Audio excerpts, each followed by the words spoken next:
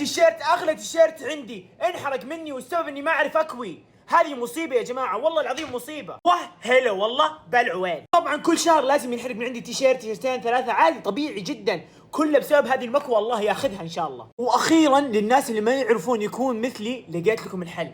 جبت لكم هذه اللي بالبخار اللي من اديسون السيف جاليري، بسيطة وسهلة. يا عيني يا عيني يا عيني. وهذه بعد ما طلعتها من الكرتون، بيجي معها كيس وسادة حماية. أول شيء راح أفك المقبض حقها وأعبيه بالموية بهذا الشكل، ومن ثم أقفلها زي كذا وأدخلها زي كذا، أدخلها بالكهرب زي كذا بكل سهولة. إذا اشتغلت معايا. للناس اللي ما تعرف تكوي، هذه أخذتها من إديسون السيف جاليري، خفيفة وسهلة الاستخدام. الحلو والأحلى إنه بخارها قوي وتشتغل جاف وبخار، وتناسب كل الأقمشة، ووزنها خفيف وقاعدتها سيراميك، وتوزع الحرارة بدون ما تحرق لك الملابس. تقدر تاخذها من السيف جاليري، والبراند الأشهر إديسون. خلها معاك في البيت وخذها معك بكل سفرة، وعليها عرض 99 ريال. الحق يا ما تلحق.